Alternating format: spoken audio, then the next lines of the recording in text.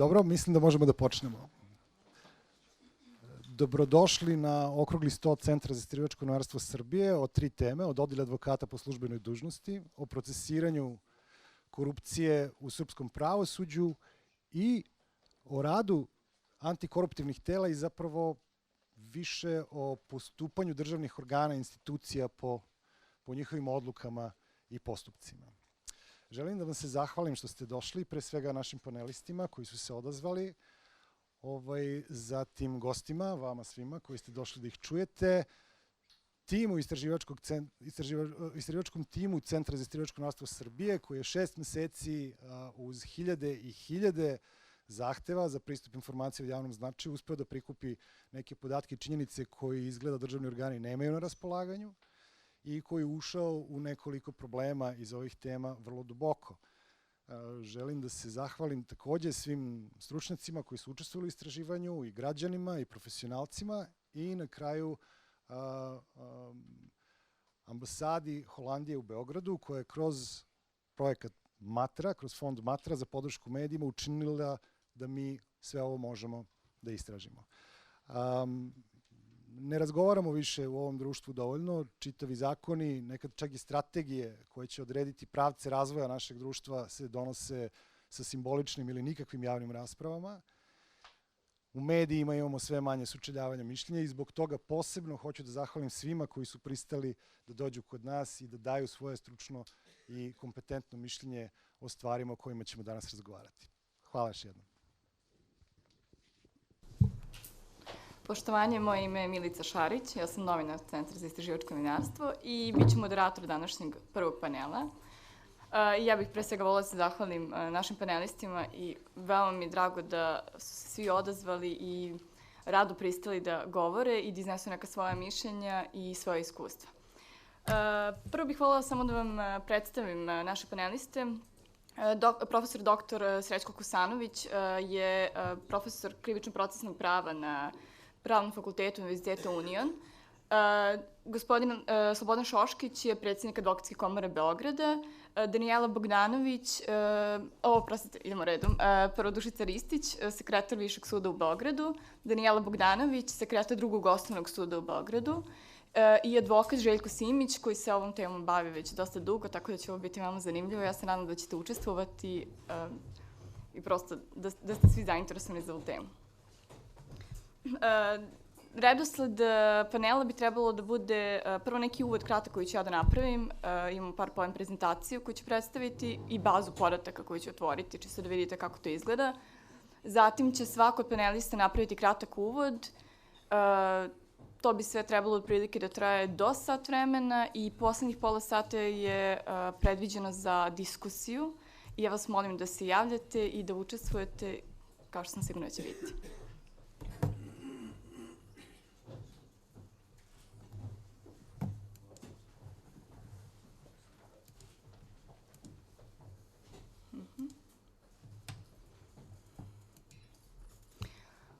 S obzirom na to da branioci po službenoj dužnosti, kao što znamo, treba da imaju uhapšeni, pritvorena lica u policiji, kao i okrivljeni ispred tužilaštava i sudova, kojima je zaprećena kazna zatvora 8 godina ili više. Znači, ljudi koji su prosto privedeni iz ovih razloga, krivično delo razbojništva, teška krađa, silovanje, ubistvo i tako dalje.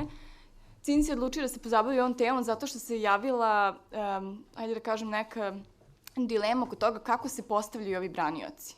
Da li branioci po službenoj dužnosti idu po redosledu sa spiska kako je propisano Zakonikom o krivičnom postupku. Mi smo prikupili podatke od 1. januara 2012. godine do 1. januara 2016. godine, dakle četvorogodišnji period je u pitanju. Podaci su prikupljeni od Prvog osnovnog suda, Drugog osnovnog suda u Beogradu, trećeg, koji je formiran 2014. godine, odnosno počeo s radom 1. januara 2014. godine i od tada imamo podatke. Od Višeg suda smo dobili podatke o postavljanjima za poslednje 2 godine. Dakle, dalje, Osnovni sud u Lazarevcu, Osnovni sud u Mladenovcu i Osnovni sud u Obrenovcu, koji su takođe reformom sudstva formirani od 1. januara 2014. godine i od Policijske uprave za grad Beograd, koja uključuje osim ovih gradskih stanica neke, da kažem, prigradske stanice poput Lazarevca, Mladenovca, Obrenovca, Grocke, Barajeva i tako dalje. Ono gde smo najviše na problem jesu tužilaštva, zato što su nam odgovori stizali da oni ne vode evidenciju o postavljanju branilaca po službenoj dužnosti. Neki od njih vode, moram da pohvalim Osnovno javno tužilaštvo u Brenovcu, kao i tužilaštvo za ratne zločine. Oni su dostavili sve podatke, međutim, ostali su uglavnom govorili da nemaju podatke, da nisu u obavezi zakonskoj da ih vode, što je veoma zanimljivo i time ćemo se danas isto malo pozabaviti, da ne postoji uopšte ta obaveza, kao i da nemaju mogućnost da izdvoje zarade po službenoj dužnosti od drugih zarada. To su bili neki glavni problemi zbog čega nismo tužilaštva uvrstili u našu bazu podataka. Ono što smo mi pronašli kroz naše istraživanje jeste da su branioci postavljeni preko reda. Dakle, postoji jedan spisak, to ćemo sad razgovarati sa panelistima o tome, da postoji spisak advokata koji su dobrovoljno pristali da budu branioci po službenoj dužnosti i sa tog spiska bi trebalo da se pozivaju po azbučnom redu, trebalo da se pozivaju advokati, međutim ono što smo mi našli jeste da od 1617 advokata koji su nesumnjivo postavljeni za ove 4 godine, 5 najčešće postavljenih ima po više od 100 odbrana, dok 321 branilac, na primjer, je angažovan svega 1 do 2 puta. 536 lica je imalo 10 ili više postavljanja, odnosno advokata. Stvar je u tome da nam ovo zapravo pokazuje da nisu postavljeni redom kao što bi trebalo i onda smo uzeli malo se pozabavimo time kako to zapravo izgleda. Moram samo da napomenem da će baza biti ažurirana. Dešavalo se razni problemi tokom ovih meseci. Jedan od problema jeste što postoje, na primjer, 2 osobe s istim imenom i prezimenom. Aleksandra Petrović ima nekoliko u Beogradu i onda je bio problem pokazati koji je zaista Aleksandar Petrović bio imenovan, tako da te neke nedoumice koje imamo ćemo naknadno ubaciti, čisto da ne bismo pogrešili, zarad tačnosti podataka nismo ošto želeli da prosto preuzimamo odgovornost za nešto zašto nismo sigurni. Tako da će to biti naknadno ubačeno. Ovo je taj broj postavljena na top 10 advokata, on se kreće od 362 pa naniže. Ovo su advokati koji se trenutno nalaze u bazi podataka. Ono što je bilo zanimljivo jeste da zarade sve ukupno branilaca po službenoj dužnosti koje smo mi uspeli da prikupimo za ovaj 4-godišnji period jeste 446,8 miliona dinara. Ja moram sada da kažem da se deo ovih prihoda odnosi na odbrane koje su bile pre ovog perioda. Stvar je sledeća. Mi kada smo krenuli da skupljamo podatke, mi smo dobijali naravno sve iznose koji su isplaćeni ili tek treba da budu isplaćeni braniocima po službenoj dužnosti. Međutim, došlo je do toga da prosto je nemoguće utvrditi ako je branilac, na primjer, 2012. godine zastupao klijenta. Ako on to radio 2012. godine i, na primjer, proces se završio 2014. godine, kada će mu biti isplaćene te pare? Da li će biti isplaćene u ovom periodu ili nekom kasnijem periodu, što važe i za ovaj naš period. Znači, mi smo skupili podatke od 2012. do 2016. godine, s tim da možda je neka zaostala isplata za odbranu od ranije. Nadam se da sam bila jasna. Ono što je interesantno jeste da Viši sud je imao mnogo veće isplate od svih ovih sudova i MUP-a zajedno, a to je oko 682,5 miliona dinara.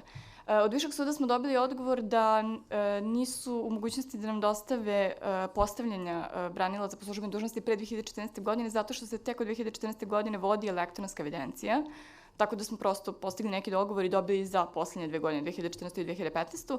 Ono što je bio problem jesu isplate pred Višim sudom. S obzirom na to da Viši sud prosto procesuira neke teže krivične dela, samim time su njihove naknade veće. I zato se javio taj problem. Dosta advokata mi su u nekom razgovoru me pitalo za Viši sud i mi nismo bili u mogućnosti da dobijemo te isplate zato što je odgovor Višeg suda bio da ne mogu da odvoje, isto kao tužilaštvo, ne mogu da odvoje odbrane po službenoj dužnosti od odbrana po drugom osnovu. To znači da ukoliko, na primjer, objasnit će to gospođa Ristić, da ne zalazimo u detalje. Među našim podacima se našlo 88 advokata koji su pojedinačno zaradili više od $1.000.000 dinara. Top 3 advokata su zaradila 31,3 miliona dinara, koliko njihovih 511 kolega. To je bilo dosta interesantno za upoređivanje. Prosto to zavisi od dužine procesa, od broja prosto izlazaka na sud, na primjer podnesaka, koje krivično delo u pitanju i tako dalje. To će nam isto objasniti naši sagovornici, odnosno panelisti. Ovo su neki top 10 zarada koje smo izvukli za vas. ovo je trenutno stanje, moguće da će biti malih izmena nakon što ubacimo i preostale advokate koji su prosto, nismo mogli da sa sigurnošću utvrdimo da se nalaze, da se njihove isplate ovde nalaze. Ja ću sad pokušati da otvorim bazu podataka i da vam pokažem kako to zapravo izgleda. Na osnovu svih sakupljenih informacija, odgovore od svih sudova i MUP-a, mi smo napravili jednu bazu podataka. Ona je dostupna na našem sajtu cins.rs i nju možete da pretražite po imenu, prezimenu osobe ili po instituciji. Ovde vam stoji objašnjenje prosto koji se podaci nalaze u bazi kako biste mogli da se snađete. Evo, na primjer, ako želimo da pretražimo Aleksu Aleksića, na primjer, potpuno je random uzet advokat. Baza će nam otvoriti na Aleksu Aleksića. Kada kliknete na ovaj plus, možete da vidite koliko je gospodin Aleksić bio puta postavljen, koliko je bio puta postavljen pred kojom institucijom i koliko je novca u ovom periodu od te institucije dobio ili tek treba da dobije. Zašto tek treba da dobije? Zato što nakon što advokat završi postupanje, on podnosi troškovnik ili nakon što je razrešen prosto sa tog mesta, podnosi troškovnik i u nekom periodu o kome ćemo danas govoriti, njemu ležu pare na račun. Mi nismo želeli da se samo ograničimo na isplaćen novac, zato što prosto smo, ukoliko neko čeka da mu bude isplaćeno, smatrali smo da to treba takođe da se nađe ovde, u našoj bazi. U redu, to je to.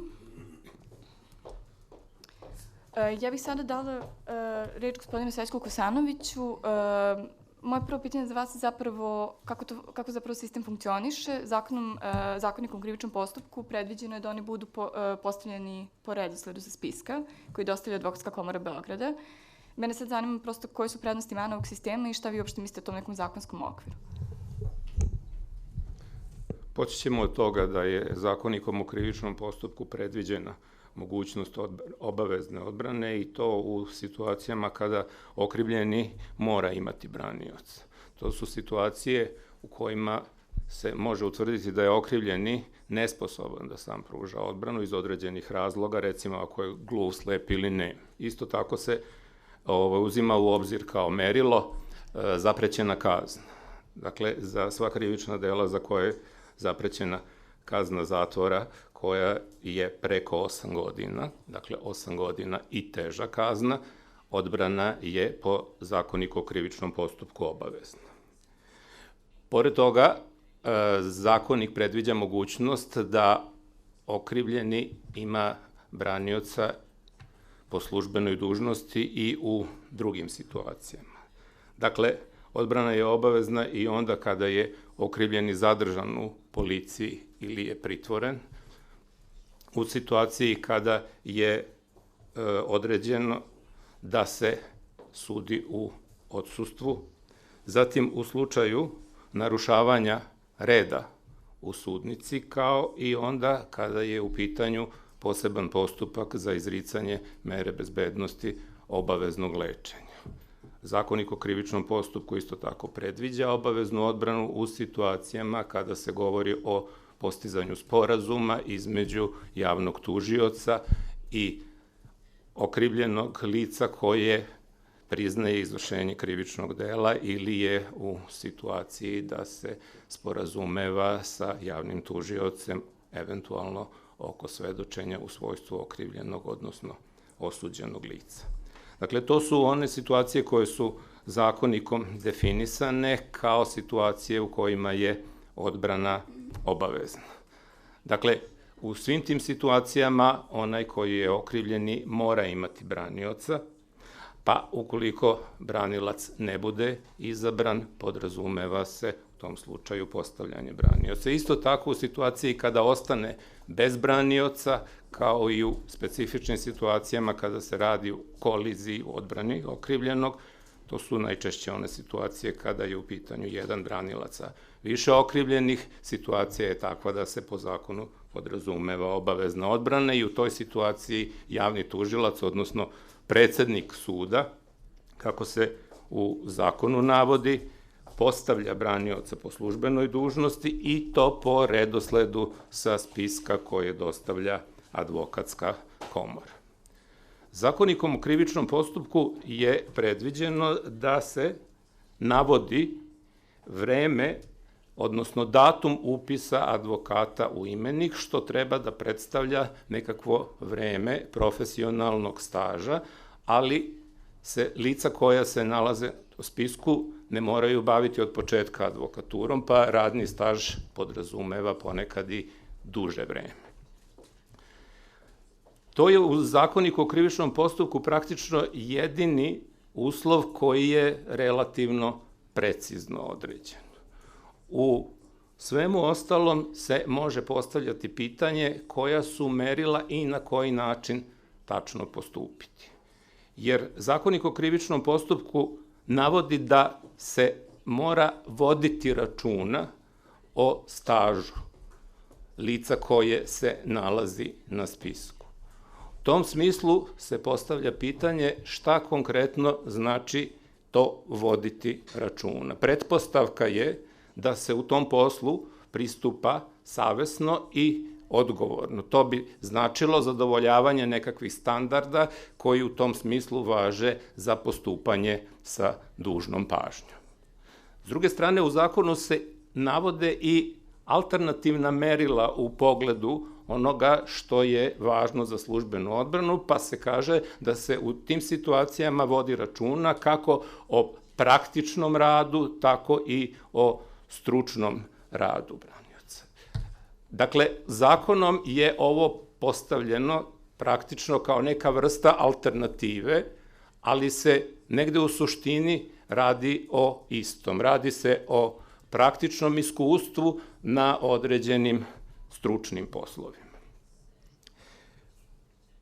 Posebnu pažnju zaslužuje onaj deo odredbe koji se odnosi na iskustvo u postupanju predmetima iz oblasti krivičnog prava. Posebna merila u tom smislu nisu jasno definisana, pa se postavlja pitanje ko onda u slučaju ispunjenja ovog uslova i može da dođe na spisak, a situacija se najčešće rešava po nekom automatizmu, da svi oni koji to žele mogu doći na spisak za službene odbrane. Pored toga, u zakonu se još navodi da se u slučaju određivanja lica koje dolaze na listu može osnovano pretpostaviti da će odbrana biti delotvorna. I to je jedna od situacija koja nije jasno u zakonu rešena, pa dozvoljava moguće je različite postupke u vezi sa tim. Kako će se praktično postupiti i kako će se proceniti i to osnovano pretpostaviti da će neko pružiti delotvornu odbranu. Normalno je da se očekuje kvalitetna odbrana.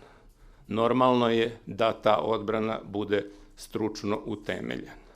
Ali se postavlja pitanje šta je to što pruža garanciju u tom smislu, a onda to u stvari i nije obaveza, nego je nešto što se osnovano može pretpostaviti. Dakle, i prilikom sačinjavanja spiska i prilikom postavljenja od strane državnih organa mora se imati u vidu to što je merilo za delotvornu odbranu. Ali se postavlja i pitanje kako će onda eventualno državni organi, imajući i ovo merilo u vidu, moći da zadovolje taj kriterijum ukoliko se radi o obaveznom redosledu u postavljanju, što praktično znači neku vrstu kruženja na listi od početka pa do njenog kraja i tako ponovo. Dakle, sva ta merila koja su u zakonu navedena olakšavaju ovaj postupak, ali u stvari ne definišu sasvim jasno na koji način u svemu tome postupati. Što se tiče uzajamnih prava i obaveza, verovatno bi bilo dobro da se odnos u pogledu prava i obaveza u jednom profesionalno ozbiljnom angažmanu kakav je službena odbrana, jasno odredi na relaciji između državnih organa sa jedne strane i advokata u svojstvu branioca po službenoj dužnosti sa druge strane. Danas imamo situaciju u kojoj se dosta toga na osnovu nekih ustaljenih običaja može uzeti u obzir i na osnovu nekih, da kažemo tako, prećutnih sporazuma koji u tom smislu još uvek funkcionišu.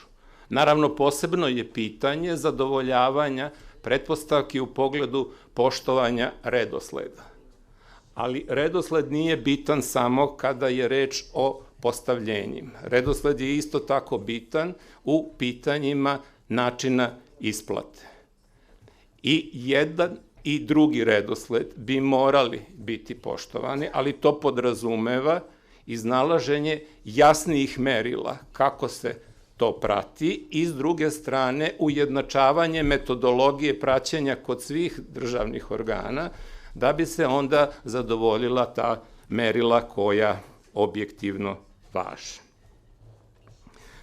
Posebno je pitanje koje su to merne jedinice koje se uzimaju u obzir kada je u pitanju određivanje naknade. Pitanje je da li je 1 sat ili 1 radni dan nešto što doprinosi da se dođe do objektivne naknade. Praktično imamo situaciju u kojoj, ako je to merilo, dugo trajanje postupka omogućava i veću zaradu, umesto da se traže merila koja važe za efektivno postupanje i da se u skladu sa tim što podrazumeva efektivni postupak iznalaze i merila naknade, pa makar ta merila bila drukčija u određivanju visine naknade od svih drugih merila koja se u pogledu onoga što određuje cenu te vrste usluge može uzeti u obzir kada je u pitanju službena odbrana. I još bi na kraju nagovestio i mogućnost da se u okviru budžeta koji praktično određuje i obim i redosled isplata, mnogo više vodi računa o tome šta podrazumevaju naknade za postupanje u situacijama kada je u pitanju odbrana po službenoj dužnosti i da te, naravno, isplate budu ažurnije, kako ovakav način isplate ne bi doprinosio svemu ovome što danas imamo kao stanje kojim ne možemo biti u potpunosti zadovoljni. Toliko, hvala lepo. Hvala, profesore. Gospodin Šoškić je naš sledeći govornik, odnosno panelista. Gospodin Šoškiću, ko se može naći na ovoj listi advokata o kojoj je profesor govorio i da li uzimate u obzir staž i te neki praktičan rad o čemu govori profesor? Dobro je što ste postavili to pitanje. Na njega mogu odmah kratko da vam odgovorim. Tu se ne zna ni ko se postavlja, ni zašto se postavlja. Jednostavno se postavlja prema nekom spisku koji je sačinjen u komori onih advokata koji su se izjasnili da žele da učestvuju u službenim odbranama. Tu se komora ništa ne meša, niti može da se meša, a postavlja se pitanje da li je to dobro rešenje. Naravno da nije dobro. Mnogo bi bilo bolje da je druga situacija. Ali mnogo što ne valja, no kada je u pitanju određivanje, postavljanje advokata po službenoj dužnosti, ali u samom startu vi imate jedan spisak sačinjen od imena, ne znam, određenog broja i sad ne znate ni šta ko zna, ni šta ko ima od iskustva, ni šta ko može da doprinese i na koji način delotvorno odbrani. Pre bi se moglo reći da možemo da zaključimo da malo tu ima mogućnosti za delotvornu odbranu, a da ima mnogo mogućnosti za kakvu takvu zaradu, za neke, kao što vidimo, istraživanje pokazuje i veliku zaradu. To se komercijalizovalo.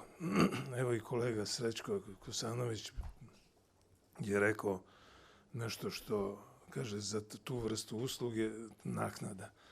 Nije usluga, pre svega, treba da izbegavamo to ako razmišljamo o usluzi, to je pravna pomoć koja traje duže ili kraće. Da je usluga, to bi bila jedna jednokratna radnja, jednokratni čin u kome vi pružite nešto i odmah dobijete nekakav novac. Nema, advokatura je i u slučaju službenih odbrana na principima nezavisnosti i samostalnosti, a ove službene odbrane su takođe u tom slučaju jednake tom opštem pojmu i kriterijumu koji važi za advokaturu kao službu koja pruža pravnu pomoć. Sada kada pruža pravnu pomoć, onda to podrazumeva da bi advokatska komora trebalo da uspostavi neke kriterijume, a ne neke, nego kriterijume stručnosti, kriterijume praktičnih, da tako kažem, iskustava, kriterijume iznad toj stručnosti, neko ko se bavio i naučnim radovima. Dakle, to treba sve istaći, skupiti i iz reda tih ljudi odrediti advokate po službenoj dužnosti. Onda to ima pravog smisla, ovako se to može posmatrati zaista kao jednom tezgom koja nije u duhu sa advokatskom stručnom pomoći koja treba da se pruže. Šta sad komora treba da uradi? Treba naravno da se bavi time. Trebalo bi, i to ne sama, nego čak da se bavi u zajednici sa sudovima, sa tužilaštvom i sa policijskim organima. Ako se tu napravi neki dogovor o poštovanju liste advokata, o poštovanju sačinjavanja liste advokata prema merilima koja treba da garantuju i da obezbede delotvornu odbranu, onda bez učešća svih ovih subjekata ja ne vidim kako bi se to moglo da reši. Ako ostavite advokatskoj komori, ona će reći da je rešila, a nije ništa rešila, nego vam samo kaže da je rešila. Ako kažete tužilaštvu, su oni rešili ono što je do njih da rešavaju, a to je da postavljaju, oni će reći da postavljamo mi po spisku, po redosledu, a nije ni to tačno. Ako kaže policija da tako isto radi, takođe ni to nije tačno. Sad, zato bi svi ti subjekti trebalo da se nađu i da se dogovore i da se pritom obezbede neki instrumenti nadzora u ponašanju svih tih subjekata koji su vezani za postavljanje branilaca po službenoj dužnosti i za njihovu isplatu. Sama činjenica da imate advokate koji su tu, ne znam, neke milione zaradili po službenim dužnostima, a pritom se plaća 50% tarife, onako kako ministar pravde određuje, onda možete da zamislite koliko morate da imate tih slučajeva da biste dobili milione. Morate da imate mnogo. Sad vas pitam, a kako to mnogo vi dobijete, a ja ne dobijem mnogo, ne dobijem ništa, a na spisku sam. To je ono što ukazuje da se tu uspostavila mreža koruptivnog delovanja. Ja mogu slobodno da kažem, i to nije teško utvrditi, tu se malo prilistaju ti predmeti u kojima ima branilaca po službenoj dužnosti, pa onda videti ko je od tužilaštva bio stalno, ko je najčešći advokat tu, to isto i za policiju važi, koji inspektor tu određuje, najčešće i mene određuje, zašto me određuje, da li je to slučajnost ili je to nameštena pozicija u kojoj se to tako radi. Dakle, da bismo odbrane po službenoj dužnosti sveli na one zahteve koje Zakonik o krivičnom postupku traži i da bismo ih sveli na jedno legalno postupanje, na jedno korisno postupanje i delovanje advokata po službenoj dužnosti, morali bi da se učine neki koraci. Inače, ovako postoji samo jagma za službenim odbranama po službenoj dužnosti. Među advokatima postoji forsiranje, privilegije određenih advokata da dobiju to i to treba sprečavati na način kako sam ja nabacio sada, ovako kako mi je palo na pamet i kako o tome inače kad razmišljam, gotovo rešenje ne postoji, ali treba pre svega uspostaviti jednu kontrolu onih koji učestvuju u odbranom po službenoj dužnosti, počeo od advokata, pa policije, pa tužilaštva i na kraju suda. Svi su skloni jednom koruptivnom delovanju, jer da nema toga mi ne bismo uopšte imali ove rezultate u istraživačkom novinarstvu, a i bez istraživačkog novinarstva imamo saznanja da se ovakve stvari događaju. Te stvari zaista treba sprečiti, ne vredi samo pričati i ne vredi afirmativno govoriti kako jedna strana sve čini sa ono što se od nje traži i po zakonu i po poštenju, po savesnom delovanju, a druga ne. Ne, ovde niko ne radi kako treba. I to je ono što je žalosna poruka i to je ono što se može nazvati izvorom korupcije. Hvala vam. Hvala, gospodine Šoškiću. Naš treći panelista je gospođa Danijela Bogdanović, koja je ovde ispred Drugog osnovnog suda u Beogradu. Ja moram reći da kada smo obrađivali podatke Drugog osnovnog suda u Beogradu, prvo smo dobili kompletne podatke, to je bilo, mislim da nismo imali uopšte nešto mnogo problema da sve to uvrstimo u našu bazu. Podaci su 2012-2016. godine i kada smo ih prosto nekako analizirali, nije bilo puno problema i meni se čini da Drugi osnovni sud tu negde i poštuje redosled i htjela sam vas zapravo, gospođo Bogdanović, da pitam kako to izgleda u Drugom osnovnom sudu, kako se postavljaju advokati. U Drugom osnovnom sudu u Beogradu se advokati postavljaju po redosledu sa spiska, što naši podaci od 2012. godine do danas i govore. Bilo je problema koji su nasleđeni iz ranijeg perioda, ali smo uspeli da u saradnji sa sudijama i tužiocima prevaziđemo te probleme, tako da sada u ovom periodu nastavimo da izvršimo isplate u predmetima koje smo nasledili iz Prvog osnovnog suda u Beogradu, tako da se nadam da ćemo i u narednom periodu i nadalje poštovati spisak advokata. Ja imam samo jedno pitanje odmah za vas. Vi nemate obavezu zakonski da vodite evidenciju o ovome. Zašto je vodite? Mi imamo obavezu da vodimo evidenciju. Postoji sudski poslovnik koji predviđa obavezu vođenja evidencije. I on se odnosi na koga? Na sudsku upravu. Sudska uprava vodi evidenciju postavljanja advokata. Dobro. Sudska uprava u sudu čini sekretar suda, referenti koji rade u sudskoj upravi, tako da postoji zaposleni koji je zadužen samo za evidentiranje advokata, pozivanje advokata po službenoj dužnosti, vođenja bilo kakve druge vrste evidencija. Tako da u računovodstvu se vodi evidencija o isplatama, tako da smo uspeli da uspostavimo tu poprilično značajan sistem kontrole u Drugom sudu bar. Dakle, jedna osoba je zadužena za to da ide po spisku. Jedna osoba je zadužena da prati spisak. Dešava se odstupanje sa spiska, naročito u hitnim slučajevama, kada izabrani branilac ne dođe iz određenih razloga, ne pristupi na glavni pretres, a hitno zahteva da se okrivljenom obezbedi branilac.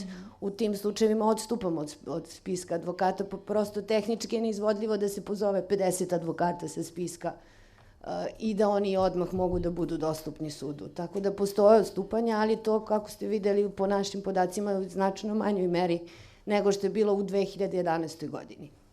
Dobro. Zašto baš oprostite 2011. godine? Od 2010. godine se to strogo prati, bar u Drugom osnovnom sudu u Beogradu. U 2011. godini postojali su te vrste problema, da tako kažem, naročito zato što se postavljanje advokata vršilo u dežurstvu sudija koje se obavljalo posle radnog vremena, gde su sudije same pozivale advokate po službenoj dužnosti, iz tih razloga obično one koji su im bili lako dostupni, da tako kažem, i koji su mogli odmah da se odazovu pozivu. Od 2012. na ovamo predsjednik suda mog Drugog osnovnog razrešava branioca koji je više puta postavljen. Kada primetimo u evidencijama da je više puta postavljen, donosimo rešenje da ga razrešavamo dužnosti advokata. Zbog tih razloga, jer je više puta postavljen u predmetima Drugog suda. U redu, hvala vam. Sad prelazimo na gospodina Željka Simića, advokata iz Beograda koji je i sam tražio podatke o braniocima. Samo jedna stvar, pre nego što počnemo, gospodin Simiću, pošto vi imate i prezentaciju ovde, odnosno možete da otvorite ako želite ovde kod mene, da sednete, da otvorite vaše PDF-ove. Hvala vam, evo. Moje pitanje za gospodina Simića zapravo jeste kako to izgleda u njegovoj praksi, pošto je on i sam postavljen po službenoj dužnosti. Možete sesti ovdje kod mene.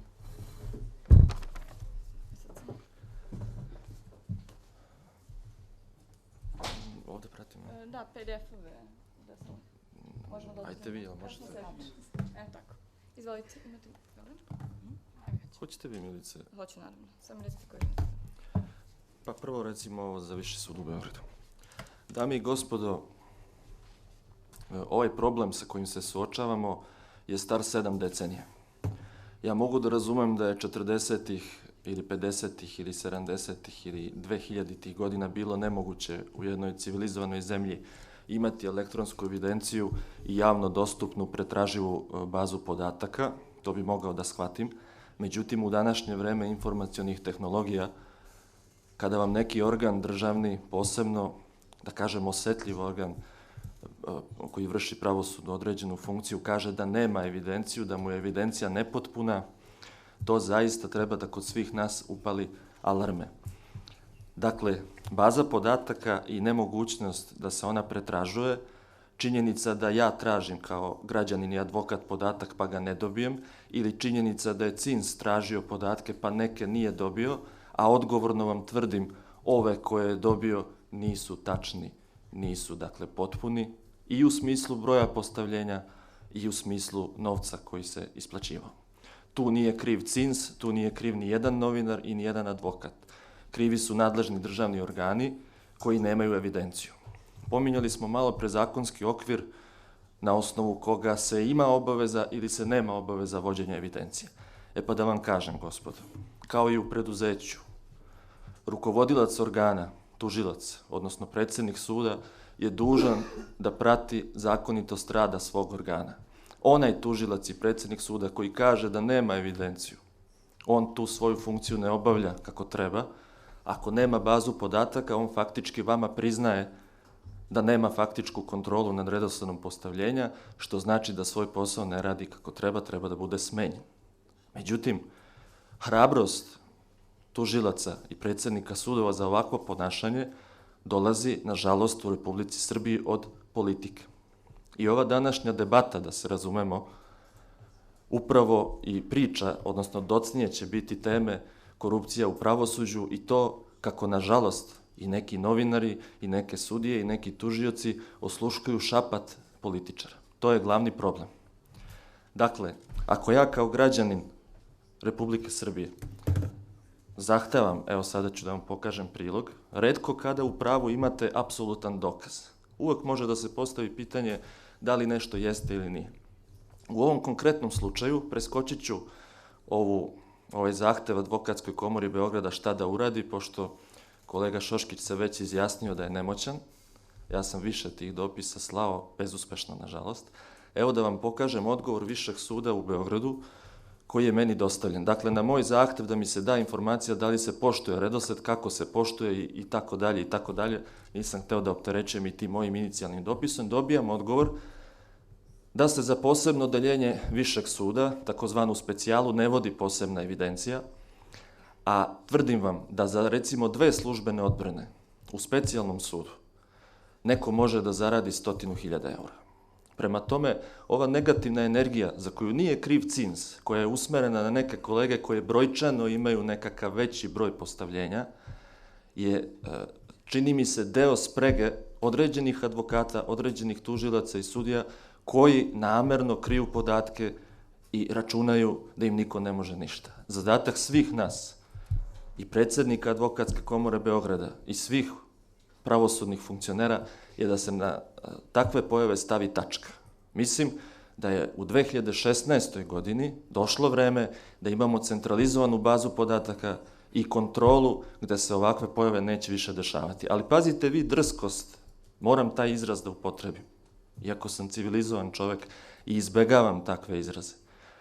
Dakle, meni se tvrdi da je sve regularno, sve zakonito, ovo je sve dostupno na mom sajtu Advokat Simić www.info.rs, slobodno preuzmite rubrika info obaveštenja i koristite u svom radu da otkrijemo pravu istinu i prave takozvane kapitalce u smislu prihoda od po $500.000 eura i više pred specijalnim sudom u Beogradu, pred višim sudom u Beogradu, pred višim tužilaštvom i tužilaštvom za organizovani kriminal. Dakle, sve je regularno, ali u prilogu tog svog dopisa uvaženi sud mi dostavlja izvod iz Mega Libre, dakle njihove evidencije koju posjeduju, za 6 meseci samo 2016. godine. Advokati treba da se postavljaju po redosledu sa spiska. Dakle, ako je prvi na spisku, recimo, advokat sa prezimenom Žigić, onda u nastavku treba da bude bar još nekoliko advokata koji nose prezime koje počinje sa slovom Ž. Nemoguće je da se posle Žigića pojavljuje brzo slovo K, pa slovo S, pa posle toga slovo R, slovo G i tome slično. To nije ni po abecedi, ni po azbuci, ni po klinastom pismu, ni po jednom alfanumeričkom sistemu koji postoji na planeti Zemlji. Dakle, jedini sistem koji je ovde primenjen je ja želim da postavim tog i tog kolegu i to više puta za period od samo 6 meseci. Ovo je javno dostupno, već rekoh. Izvolite, slobodno, uverite se i sami da više ne opterećujem sa tim. Šta se nadalje dešava? Po meni, dakle, netačne dostavljeni podaci CINS-u i ovakve stvari su pravosudni skandal gde je vreme da se počne o tome ozbiljno razgovarati i da se pronađu pravi krivci. Kako sada, ja se izvinjavam, Milice, drugi fajl da otvorim? Ne znam na ovaj vaš miš, iskreno da vam kažem. Hvala.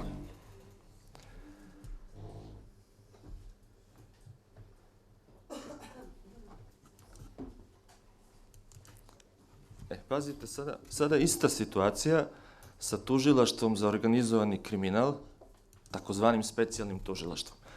Ja sam, dakle, dostavio identičan dopis sa zahtevom za dobijanje informacije kako se postavlja, da li se postavlja po redosledu i tome slično, pa mi je stigao odgovor tužilaštva koji kaže slično kao i malo pre navedeni sud, da je sve regularno, nikakvih problema nema, postavlja se sa spiska i tome slično. Sticajem okolnosti nakon toga postajem izabrani branilac u jednom predmetu i čitajući predmet, odnosno listajući disk koji sam dobio sa prilozima i svim spisima predmeta, nailazim na podatak da je jedan kolega u određenom predmetu postavljen 13 puta za 13 različitih okrivljenih od ukupno 39 okrivljenih. Ako zakon kaže da se u situaciji za tih 13 različitih okrivljenih mora postaviti 13 različitih branilaca, pa makar i za prijem rešenja, dok se ujutru ne pojave njihovi izabrani branioci, onda i specijalni sud, i ovo je nesporan dokaz, učestvuje u nezakonitom radu.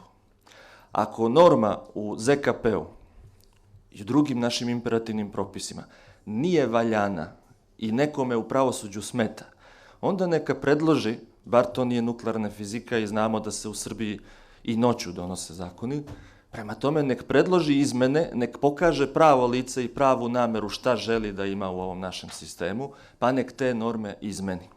Inače, u ovom trenutku, ovo što vam sada pokazujem, je apsolutan i nesporan dokaz nezakonitog rada. Evo šta je meni bilo odgovoreno pre nego što sam poslao ovu pritužbu sa prilozima i dokazao da se govori neistina. Kaže, u vezi vašeg dopisa postupa se po spisku, vidite, to vam je sve dostupno da vas ne opterećujem sada. A evo vam sada i nesporni dokazi gde su rešenja potpisao tužilac lično, doduše bivši, 13 rešenja za jednog advokata. Prema tome, kako da vam kažem, ovde više nema rasprave o tome da li postoje nepravilnosti i nezakonitosti, samo je pitanje koliko njih ima što mi još uvek ne vidimo i na koji način njih utvrditi i eliminisati iz našeg sistema. U tom kontekstu jasno je, i već sam pomenuo, elektronska pretraživa baza podataka i jedinstveni call centar. To je nešto što godinama neki od nas pričaju, i ja i druge kolege. Prema tome, jako lako je stati na put ovim pojavama, samo je bitna dobra volja. Pošto sam ja mislio da Viši sud u Beogradu i specijalni sud ne rade kako treba, ja sam i Visokom savetu sudstva, računajući da je najnadležniji za obraćanje pažnja na ovakve pojave, uputio pritužbu, odnosno informaciju i pritužbu, I dobio sam odgovor. Šta sam sad? Izvinjam se.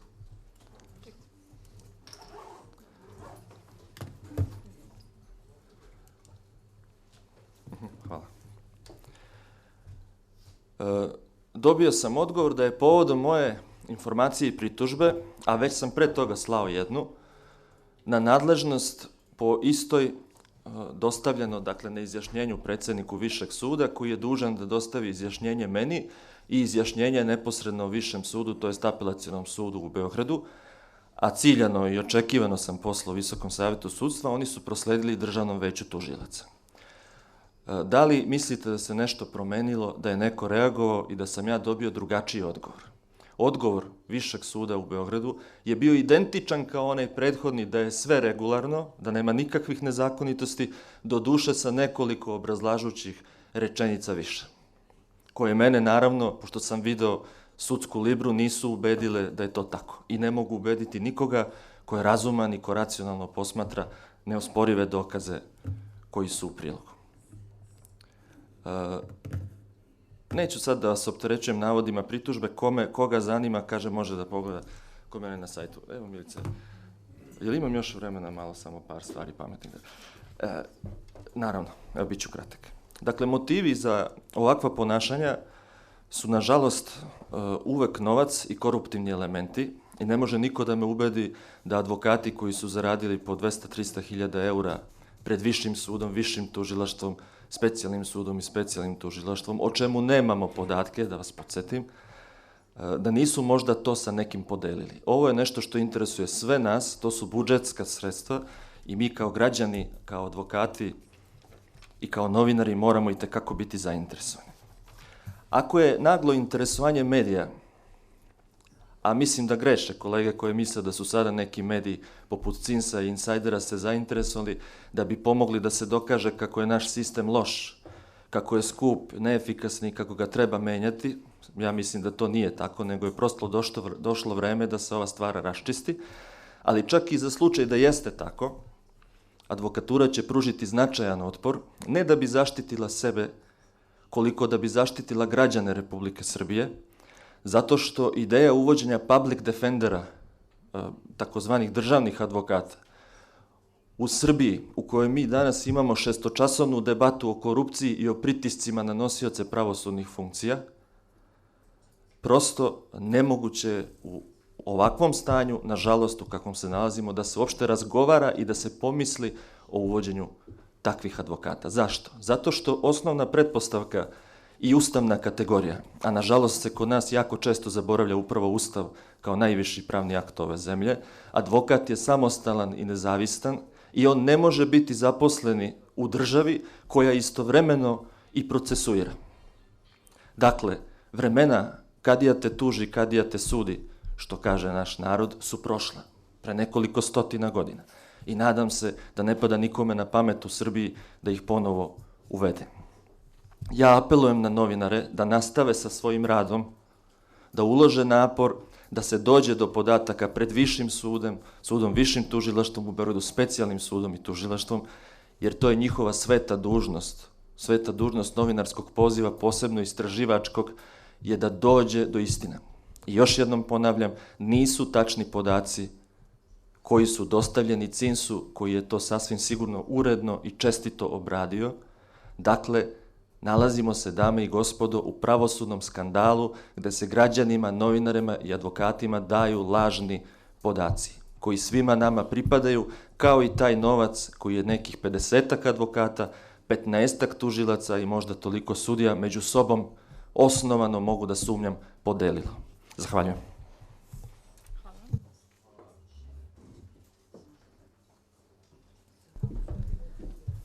Zahvaljujem gospodinu Željku. Reč dajem gospođi Dušici Ristić, ona je sekretar Višeg suda u Beogradu. Gospođa Ristić, pošto su to budžetska sredstva koje se isplaćuju advokatima i pošto je zbog toga javni interes očigledan, da li postoji neka mogućnost vođenja evidencije, zašto se vodi evidencija, čega se vodi, čega se ne vodi, koji su razlozi za to prosto? Pre svega, dobar dan svima. Ja sam ovde zaista čula niz proizvoljnih podataka i informacija koje se odnose na Viši sud u Beogradu, a pre svega tiče se evidencije, pa ispade da svi govornici, panelisti koji su govorili da je jedino Viši sud u Beogradu sud koji ne vodi nikakvu vrstu evidencije, odnosno da je vodio od 2014. godine. To prosto nije tačno. Viši sud u Beogradu je započeo sa radom 1.1.2010. godine i tada smo započeli, odnosno krenuli da vodimo evidenciju postavljanja branioca po službenoj dužnosti. Ta evidencija se do 1.1.2014. godine vodila ručno. Znači, ta evidencija postoji i u svakom momentu u istoj može da se izvrši uvid sa taksativnim navođenjem rednog broja rešenja o postavljanju branioca po službenoj dužnosti, predmet za koji je taj advokat postavljen i, naravno, ime i prezime advokata, koji je postavljen. Zašto nismo vodili evidenciju elektronski? Iz prostog razloga, kolega Simić može da veruje ili ne, jeste da ta elektronska evidencija nije pružala mogućnost da se svi podaci koji su neophodni unesu u istu. Onog momenta kada nam je od strane Ministarstva pravde prosto sačinjena, odnosno omogućeno da se vodi i ta vrsta evidencije, Viši sud u Beogradu je započeo vođenje elektronske evidencije. Tako da mi od 1.1.2014. godine vodimo elektronsku evidenciju koja nam u mnogo čemu olakšava da radimo različitu vrstu izveštaja, ali ponavljam, od 1.1.2010. imate uredne evidencije o postavljenim braniocima po službenoj dužnosti. Druga stvar, kolega Simić je rekao da su, ja se izvinjam, imam problema sa grlom od jutros, da u jednom odgovoru od Višeg suda u Beogradu dobio, odnosno da mu je odgovoreno da Viši sud u Beogradu ne vodi posebnu evidenciju za, kako je kolega rekao, specijalni sud. Ja iskreno ne volim taj termin. To nije nikakav specijalni sud. To su posebna odeljenja Višeg suda u Beogradu za organizovani kriminal i ratne zločine i prosto negde uvek sagovornike ispravljam kada mi se obraćaju sa terminom specijalni sud, pogotovo ne volim termin specijala.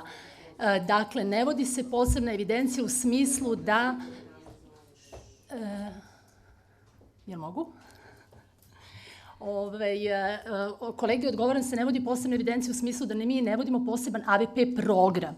Ta evidencija je jednoobrazna. Znači, Viši sud je jedan Viši sud sa svojim redovnim krivičnim odeljenjem i sa svojim posebnim odeljenjima. Tako da vi u toj elektronskoj evidenciji imate sva rešenja koja su donete od strane predsednika Višeg suda u Beogradu, sudija Aleksandra Stepanovića, ko ne zna ko je predsednik Višeg suda u Beogradu, tako da vi tu imate kompletnu evidenciju, dakle, kako za redovna krivična odeljenja, tako i za naša posebna odeljenja Višeg suda u Beogradu. Evidencija postoji. Činjenica ne posebna, jer ne vidimo razlog zašto bismo posebno odeljenja izdvajali od redovnih krivičnih odeljenja. Tako da, kolega, ako ste tražili za period 2015. u toj evidenciji imate svakako i rešenja koja se odnose na posebno odeljenje Višeg suda u Beogradu. Prosto sam samo htela to da računam jer vidim da se sve vreme potencira da Viši sud ne vodi evidenciju. To prosto nije tačno, znači evidencija postoji. Druga stvar, koleginica je rekla u osnovnom sudu da se vode evidencije. Te evidencije prosto se vode zato što i mi kao neposredno Viši sud nadziremo rad osnovnih sudova. Između ostalog, predmet nadzora uvek bude i postupanje sudske uprave u tom delu koji se tiče postavljanja branilaca. Nas takođe nadzire neposredno Viši sud, to je Apelacioni sud u Beogradu. Njihove komisije 2 puta godišnje vrše nadzor rada sudske uprave, to je početkom godine i krajem godine. Između ostalog, predmet nadzora uvek bude i postavljanje branilaca po službenoj dužnosti.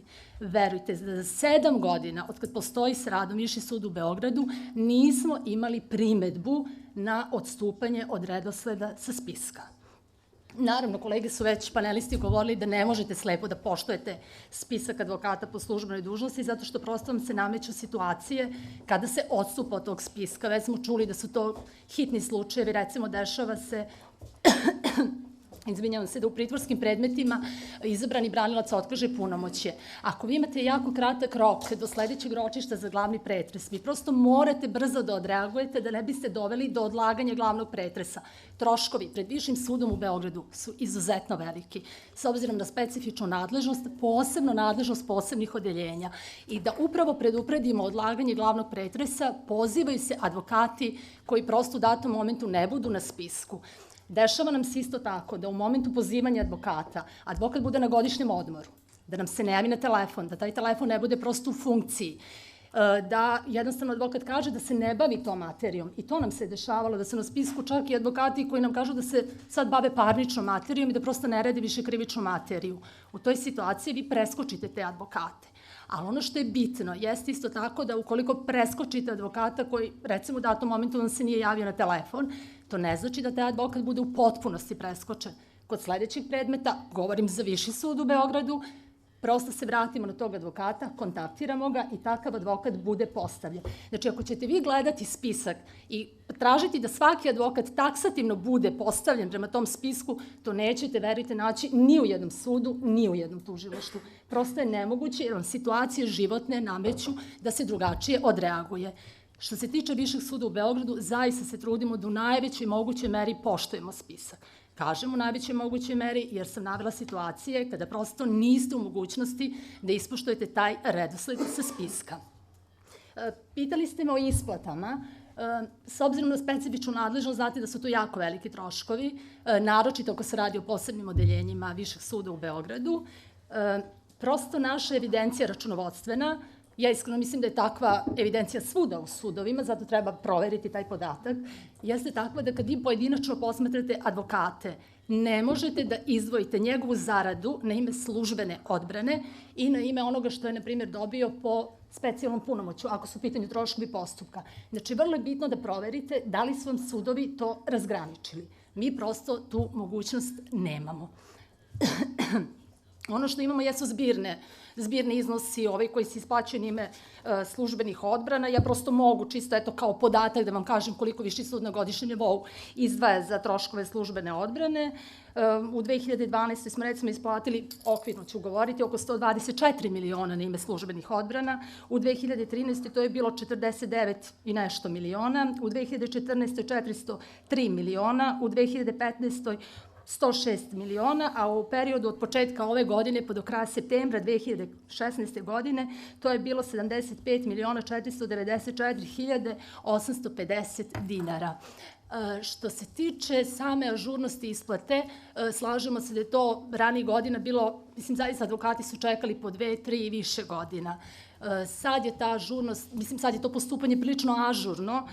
Evo, reći ću vam na redu isplata troškova za branioce po službenoj dužnosti za mesec jun 2016. godine. Znači, advokati sada čekaju otprilike u rasponu 2 do 3 meseca na isplatu.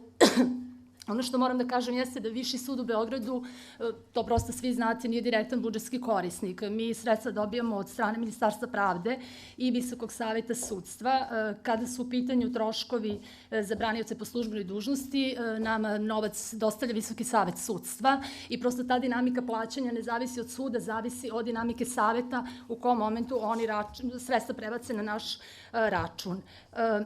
Ono što jeste problem suda, kad su u pitanju isplate, jeste da advokati i dalje jesu nestrpljivi i da prosto, ako im se u određenom roku ne isplate troškovi, oni prosto podnose predloge za izvršenje.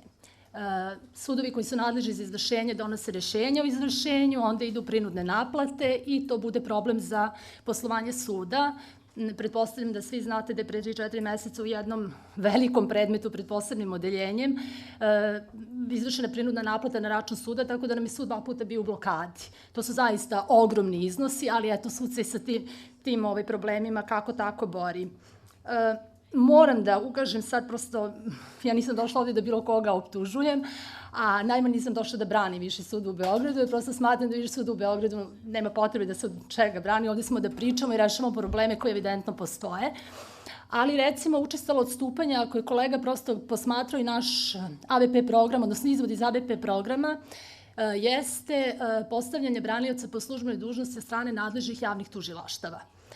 Konkretno, Viši sud u Beogradu se suočava, ajde reći, sa takvom vrstom problema od početka primene novog zakonika o krivičnom postupku u redovnim odeljenjima, mada taj problem je egzistirao i u posebnim odeljenjima, a to je da su sudije prvostepenog krivičnog odeljenja signalizirale predsedniku suda da se u predmetima konkretnog tužilaštva koje je nadležno da postupa pred Višim sudom u Beogradu, određeni advokati postavljaju za branioce i po više puta. Sudije su nakon toga prosto zauzele stav da će se u takvim situacijama branioci bivati razrešeni. Znači, zakaže se ročište i takav branilac bude razrešen.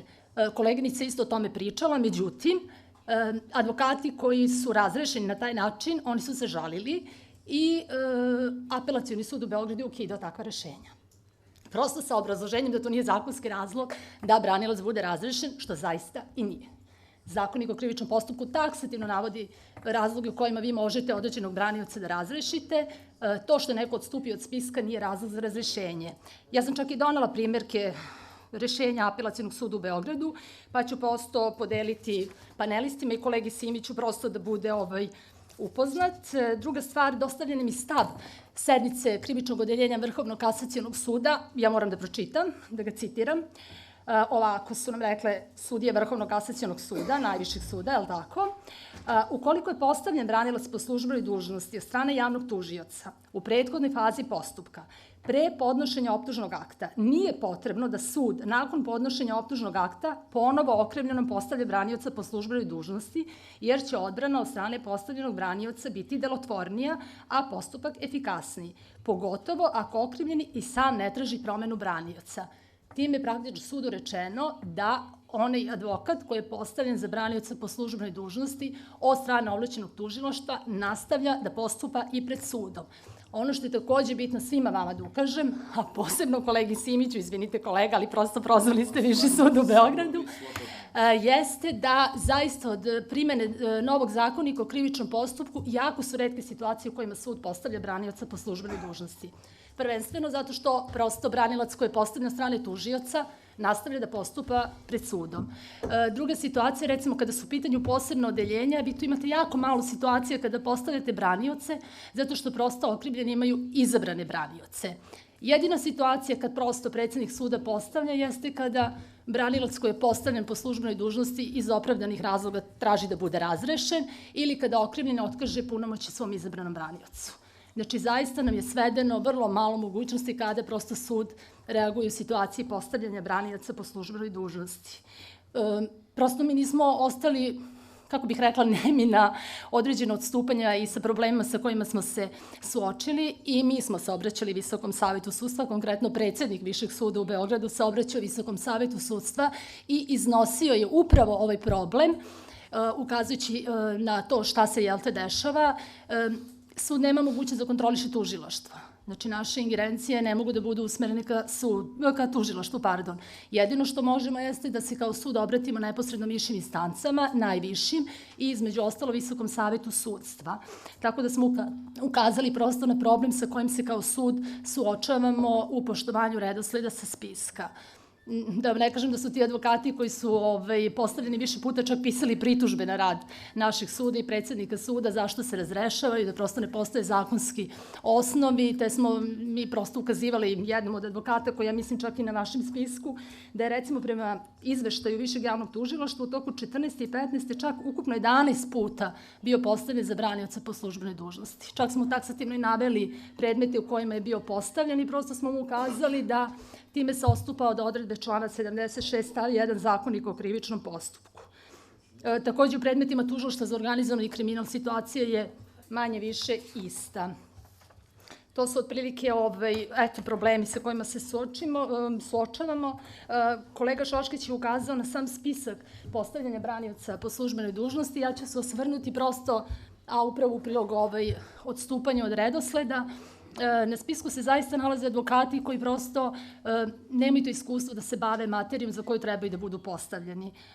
Član 76 stav 2 ZKP-a propisuje da advokatska komora je dužna da prilikom sastavljanja spiska vodi računa o tome da praktični i stručni rad advokata u oblasti krivičnog prava daje osnova za pretpostavku da će odbrana biti delotvorna.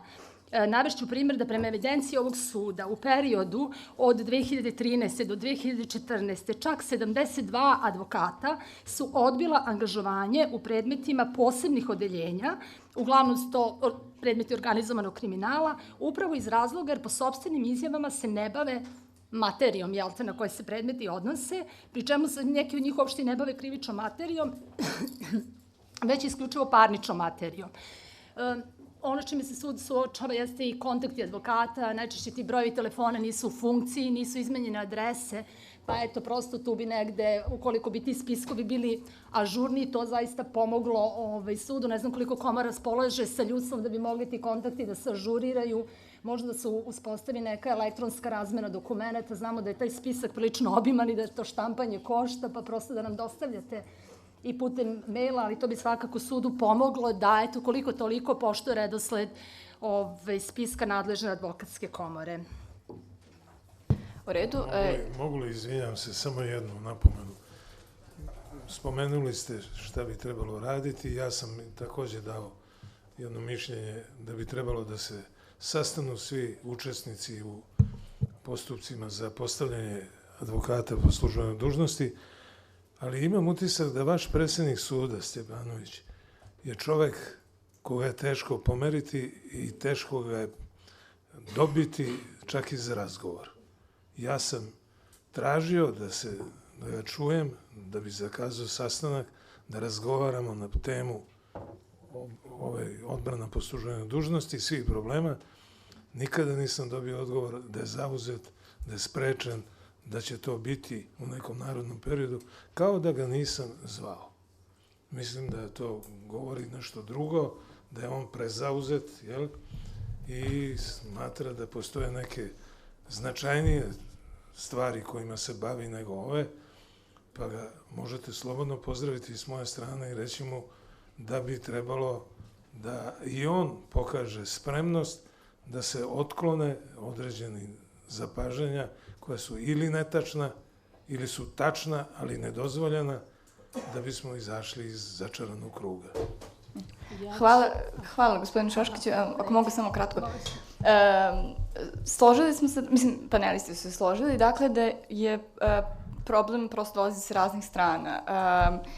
I da zapravo nije samo stvar u Višem sudu, nego je stvar i u svim sudovima, od Beograda pa dalje, i da je problem prosto može da se rešava sa raznih strana, da je problem možda i u tužilaštvima i u MUP-u, čiji predstavnika ovde, nažalost, danas nemamo, zato što prosto nismo mogli da naiđemo na razumevanje sa te strane, da nam obezbede nekoga ko bi mogao ovde da govori u ime MUP-a, to bi bilo zapravo veoma dobar da imamo i njihovog predstavnika, no i MUP spada u ovu našu statistiku sa razlogom.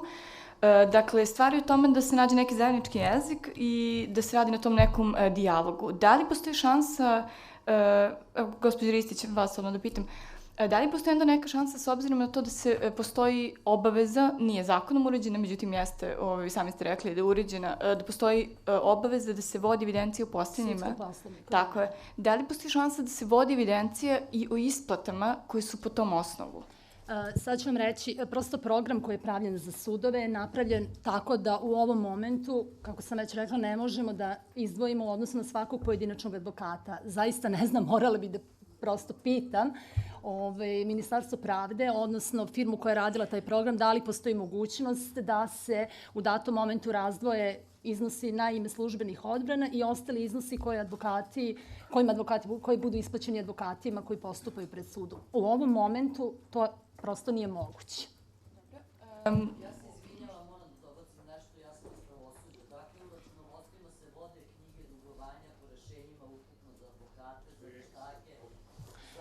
Tako je, ali kada bismo mi, to onda znači pretragu ručno svakog rešenja, to bi nam iziskivalo jako veliki vremenski period. Trebali bi da angažujemo dodatno ljude da bi došli do te informacije. Kako bih neka, nije to problem, ali znate koliko je rešenja doneto za ovih 7 godina. Ako to znači ručnu pretragu i sabiranje ručno, to nam zahteva zaista jako veliki vremenski period. Ja se slažem da treba da postoji, odmah da se razumemo i da prosto sud nema šta da krije. To su javne evidencije i svako ima pravo u njih, ali ako već živimo u 21. veku, kao što je kolega Simić rekao, isto se slažem da bi trebalo olakšati tim ljudima koji rade u sudu. Zamislite sada da dobijem po zahtevu za pristup informacijama koji stigne sudu i zatraži se taj podatak. Ja kao sekretar suda, da li treba da obustavim rad ostalih referenata, na primjer u krivičnoj pisarnici, i da te ljude prosto zadanim zadatak da sede i da ručno svako rešenje pretražuju. Ja se izvinjavam, molim vas, biće vremena za to, samo da prosto završimo dok smo stigli. Dobro, htjela sam da dam samo kratko reč gospođi Bogdanović.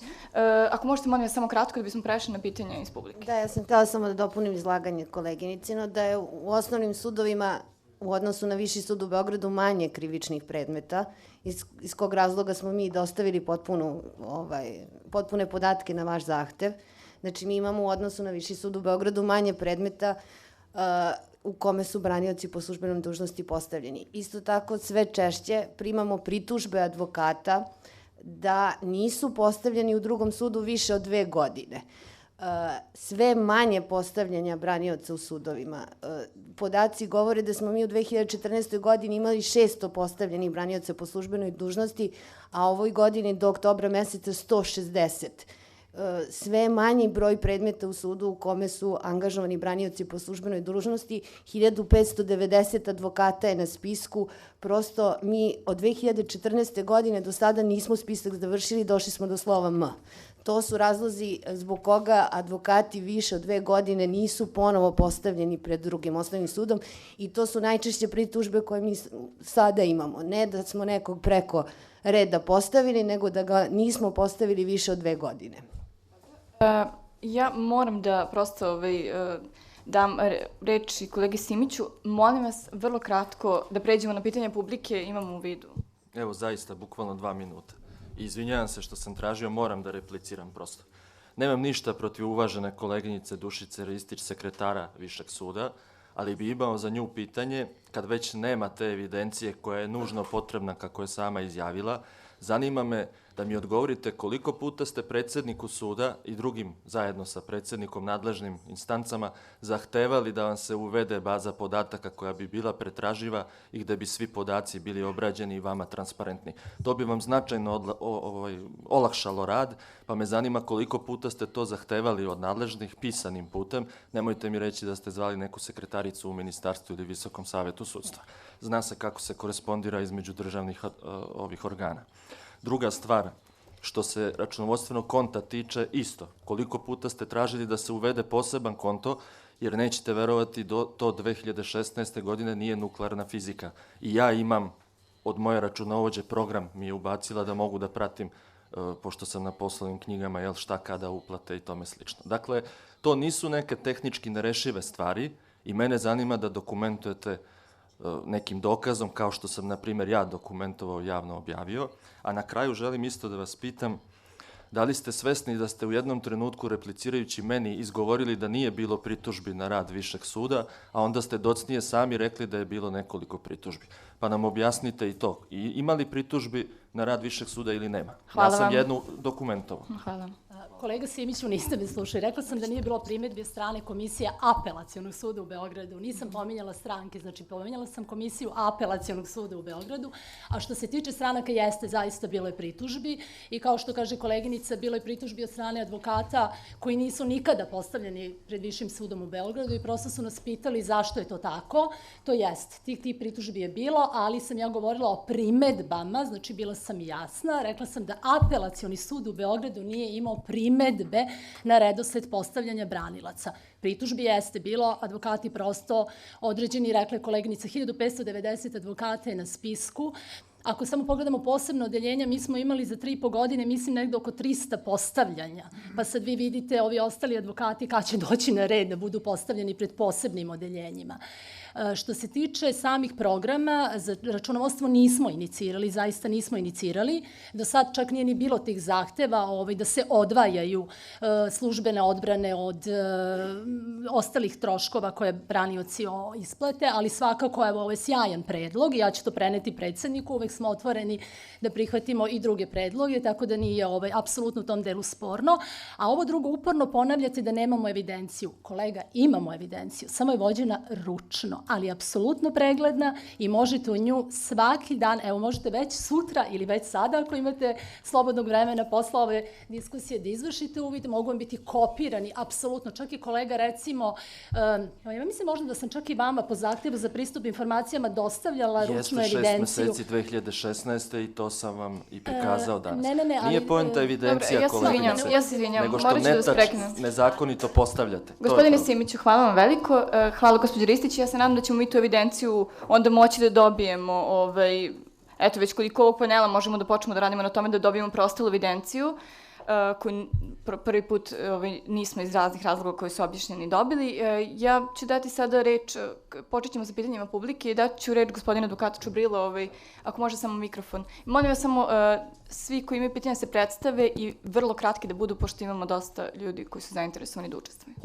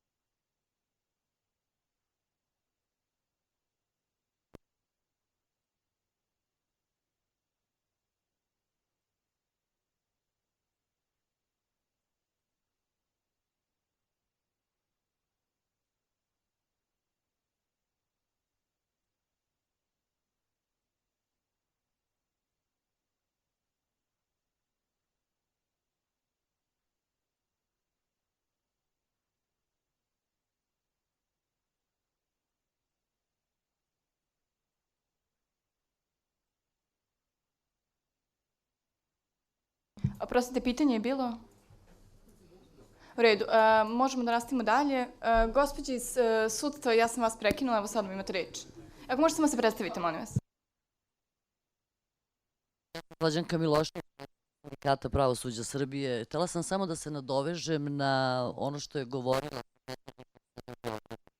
Tačno je da se vode evidencije ručno, ali ne znamo da li su podaci netačni o isplaćenim iznosima samo evidencije. Ne znam na što je mislio advokat Željko Simić. Htela sam da kažem da sud mora na kraju svake godine da ima tačan podatak o isplaćenom novcu na ime službenih odbrana, veštačenja, sudskih tumača i ostalih troškova, iz prostog razloga zato što svake godine Visoki savet sudstva i Ministarstvo pravde prave budžete, odnosno šalju plan budžeta i troškova za sledeću godinu. Dakle, oni moraju da planiraju sredstva i iznose za sledeću godinu kako bi isplaćivali sve što trebaju isplate. Međutim, jedan problem, a to je što mi u pravosuđu od januara nemamo svoje račune, dakle, nijedan sud nema svoj žiroračun i vi kao do januara 2016. godine ne možete da vidite dugovanja suda, bilo na ime službenih odbrana ili na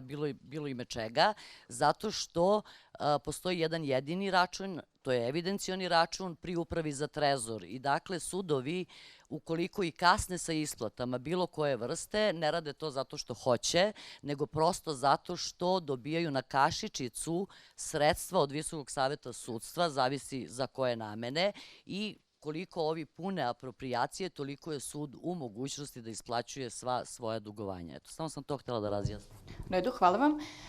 Ja sad, preći ćemo dalje na pitanje, ja sad samo želim da vam predstavim gospodina Slobodana Kostića, on je advokat iz Niša.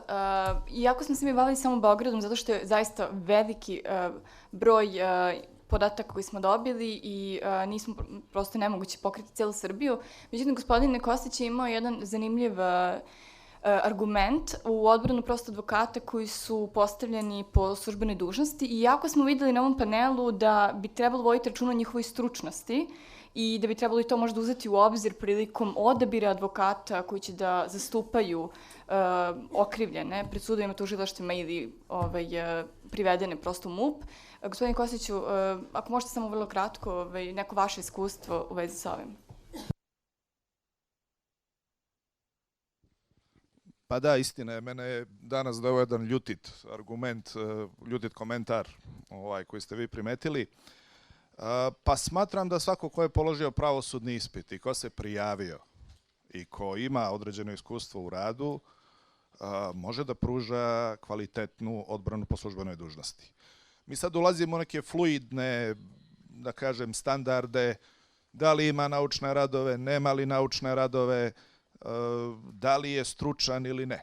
Znači, ja opet navodim kogod je položio pravosudni ispit pa se prijavio. Ja bih objasnio kako je to u Nišu. Dakle, bez obzira na simpatije ili antipatije prema Novoj, znači prema predsjednici advokatske komore, mogu da kažem da postoji sajt koji se redovno ažurira. Na tom sajtu se nalazi spisak. Spisak advokata po službenoj dužnosti. Kada se dođe do određenog prezimena, znači moje prezime Kostić, sve kolege se rotiraju. Tako da, ako sam ja bio 3 meseca prvi na spisku, kao Slobodan Kostić, nakon par meseci padam dole. Pokušalo se na taj način da se izmešaju karte, da se omogući ljudima da češće u jednoj priličnoj besparici i krizi dođu do mogućnosti da pružaju službenu odbranu. Dakle, ono što sam napisao u komentaru, nisam čuo ni od drugih kolega, niti sam ja imao problema da mi neko zameri u vezi samog pružanja službene odbrane i rezultata koje smo branjenik i ja postigli. Tako da, sa te strane sam hteo samo da ukažem na činjenicu da problem možda i nije toliko u tim formalnim stvarima. Ja bih samo zapitao, ko može da spreči inspektora policije da pruži vizit kartu u određenom momentu licu koje je priveo? Ili zašto se dešava da ja budem pozvan po službenoj dužnosti i da svaki put zatičem istu koleginicu ili istog kolegu u prostorijama policijske uprave? Dakle, to su određena pitanja gde se čovek susreće sa dva lična problema. Sa dva, da kažem, sa određenom nedoumicom. Da li to pitanje postaviti na advokatskoj zajednici? S druge strane, kažem, to su jako fluidne i nedokazive stvari. Ja samo čujem od određenih privedenih lica koje sam branio da sutra dan u razgovoru kada dođe rodbina oni kažu čuli smo da je taj advokat odličan. Čuli smo da je ona izuzetna. Šta ti, Slobodane, misliš o tome? Neko je nekom licu iz Kruševca, iz Novog Sada, iz Beograda morao to da kaže. Kako je on to čuo u 4 ujutru? I kako se on u 7 ujutru, njegova rodbina, opredeljuje baš za tog advokata? Mi danas nemamo jednu jako bitnu kariku, a to je neko iz MUP-a Republike Srbije. Mada je i pitanje šta bi rekao. Ne vidim, sigurno ne bi želeo da potvrdi neke od ovih mojih činjenica koje i ja cenim kao neproverene. Ali navodim iz iskustva, zato sam danas ovde pozvan, da je interesantno da određeni ljudi, da kažem, stalno kruže, stalno cirkulišu i da imaju jedan vid, da kažem, podrške od inspektora, pa imaju podrške i od radnika suda, koji takođe čujem cene, kažu ovaj ti je odličan, ovaj ništa ne valja. Okej. Tako da, eto, to su otprilike ti problemi. Formalno se to pokušava rešiti preko, kažem, rotiranja tog spiska. Po meni, mislim da taj abecedni red takođe ne bi trebao da se poštuje. Ok, pričat ćemo o tome. I to je to. Važi. Hvala vam. Evo, moram prvo da dam reč, izvolite.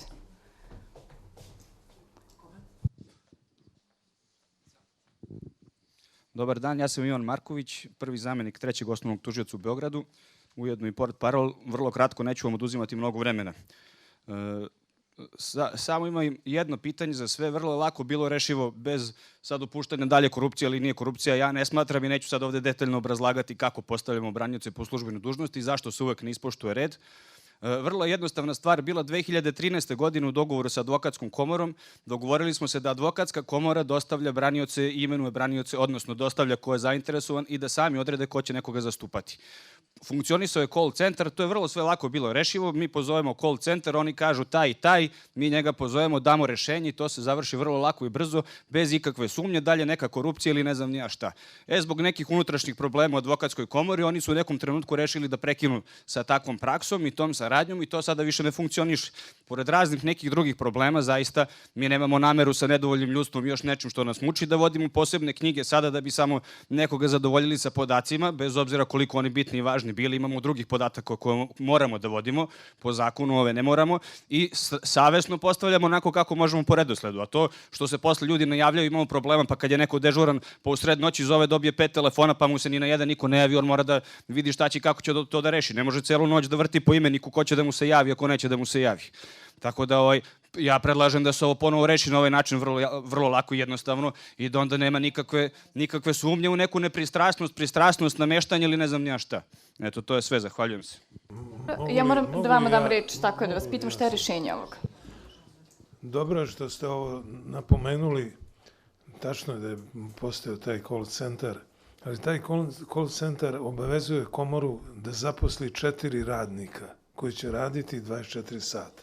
Radili su dvojica po 24 sata, ali je to neizdrživo.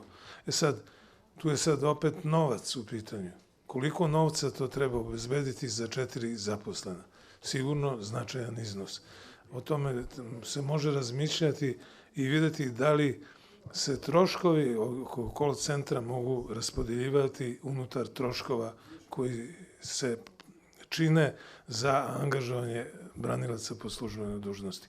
I to je ono zbog čega sam rekao da bi trebalo da se sastane predstavnici advokature, predstavnici tužilaštva, predstavnici suda, predstavnici policije.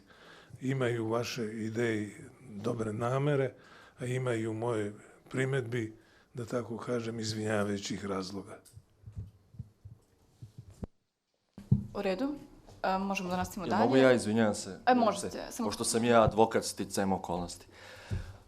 Kolega Šoškiću, iznenađujete me za pravnika i advokata da je uopšte komora svojevremeno prihvatila ako zakon decidno kaže da postupajući organ postavlja redosledom sa spiska. Otkud bilo kome ideja iz tužilaštva i bilo kog organa da pravi nekakve kvazi sporazume i da čini na kraju krajeva advokatsku komoru Beograda pasivno legitimisanom u slučaju nepravilnosti. Znači, izvinite molim vas, promenite ZKP, već sam to rekao, promenite zakon, pa radite nešto drugo. Dok stoji u zakonu ovako kako stoji, tužilac i predsjednik suda su odgovorni za zakonit rad i zakonit redosled postavljenja. Da li će to raditi ručno, na pergamentu ili preko elektronske baze podataka, na vama je, dakle, greška, na vama su propusti. Hvala. Hvala vam puno. Ja sam, vi ste...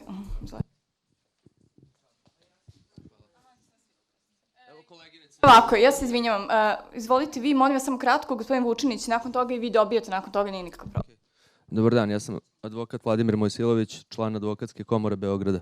Pa evo ovde, kao što vidimo, apostrofirana su neka pitanja o kojima u svakom slučaju vredi polemisati i raspravljati. Ja sam hteo da apostrofiram još neka od pitanja koja se tiču se zapravo problema angažovanja branioca po službenoj dužnosti, konkretno tiču se problema isplate. Naime, evidentan je jedan spor između pravosudnih organa, konkretno između sudova i između tužilaštva, u pogledu nadležnosti za donošenje rešenja o isplati nagrada braniocima po službenoj dužnosti. Pa će vam recimo veoma često tužilaštvo reći, pa znate, mi ćemo vam platiti one radnje koje su preduzete pred tužilaštvom, a sud će vam platiti one radnje koje su preduzete pred sudom. Međutim, sud će vam, kada dostavite troškovnik, odbit će vam to, pa naravno, postoji mogućnost izjavljivanja žalbi i tako dalje, ukoliko je doneto rešenje, a ne naredba, a ne može naredbom da se odbije, pa u takvim slučajevima se na sreću donose rešenja.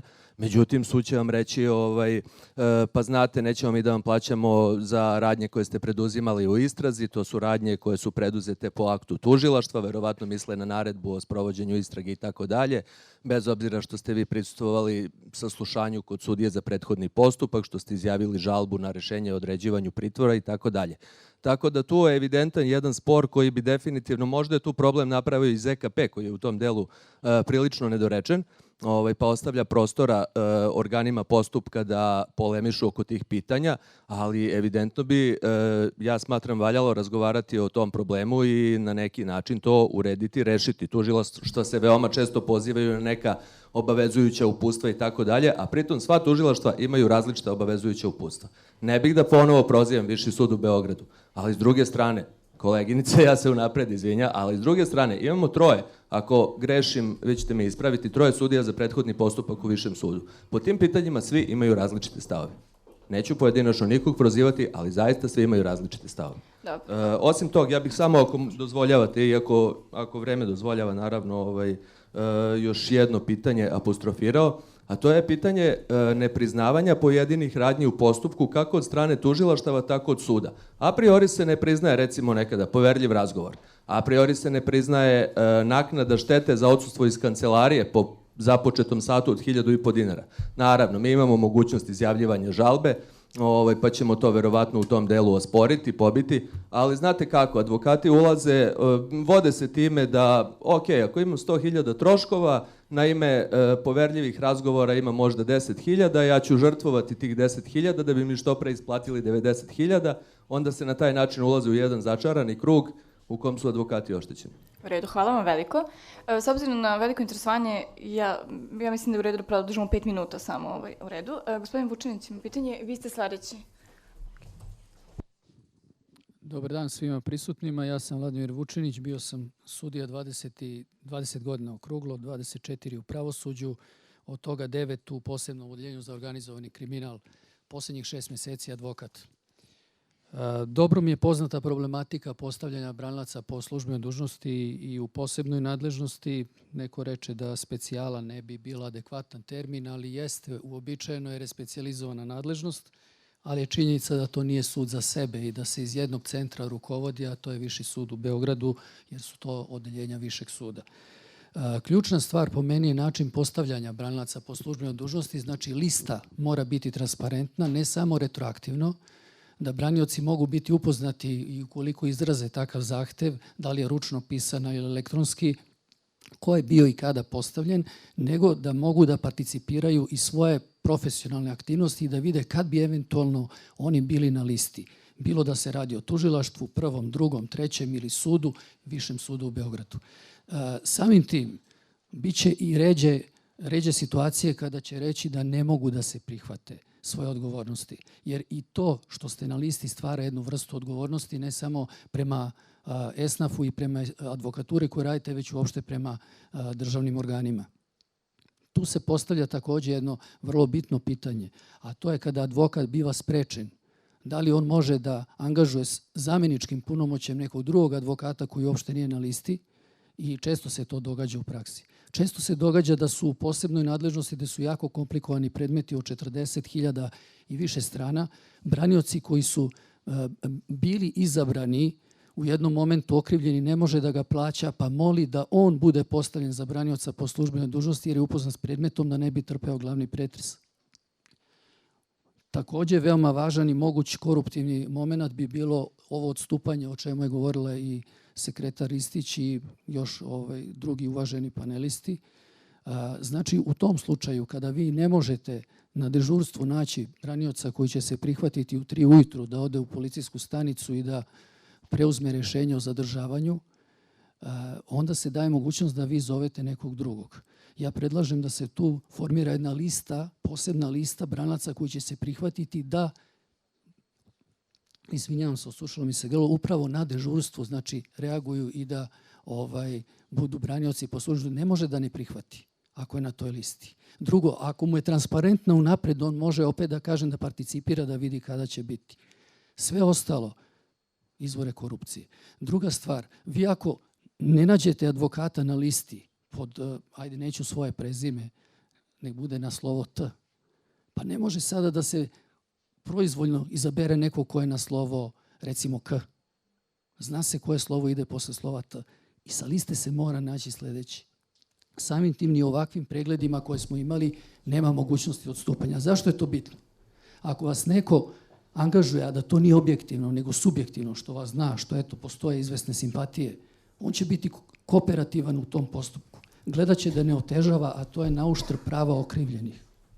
Jer ako otežava i ako dođe povratna informacija predsjedniku suda, bilo od sudije, bilo od nekog, ili od tužioca, zamenika tužioca tužiocu, nemojte njega postavljati. Taj suviše ulazi u sitna creva, što bi se reklo, previše formalan, otežava postupak, ajde zaobiđite ga sledeći put. I to je onda taj negativni marketing i takav branac neće biti ponovo pozvan, da kažem, najizvesnije. Eto, to je ono što hoću da kažem sa ovog aspekta i zamolio bi da obratite pažnju, a pogotovo da se taj spisak, znači transparentan, mora biti, ne samo retroaktivno. Hvala. Okay, hvala vam veliko. Izvolite, vi ste sledeći. Važi, hvala. Pa, želim samo da istaknem da se napravila velika pometnja o nečemu o čemu svi mi znamo. Vesna Dimitrijević, advokat. Napravili u novinski članci i cijela ova priča, ja ne verujem u slučajnosti. Pojavljaju se u momentu s jedne strane kada mi u komori imamo izbore i s druge strane kada se predlaže neki zakon o besplatnoj pravnoj pomoći i ta koincidencija nije slučajna. Međutim, problem je što kod nas večito se iznose poluistine, a nikako istine do kraja. Tako da ja insistiram od predsednika drugog suda i predsednika višeg suda da dostave potpunu dokumentaciju i da ostali sudovi provere istinitost svojih podataka, jer onda ćemo imati pravu istinu, a ovde imamo situaciju da su neki advokati razboleli zbog informacija koje ste iznali, a možda nisu uopšte ni približno zaradili kada bismo imali potpunu istinu. Eto, ja vas molim. Hvala vam veliko i ja samo da repliciram kratko.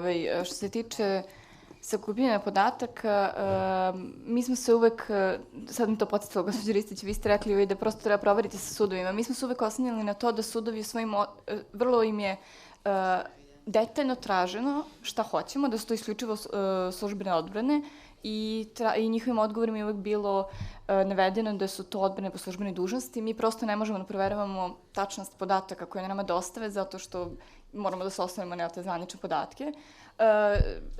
U slučaju advokatske komore i izboru u advokatskoj komori, to je tema već jako, jako dugo i ovo istraživanje zaista nema nikakve veze s time, ali bez ikakvog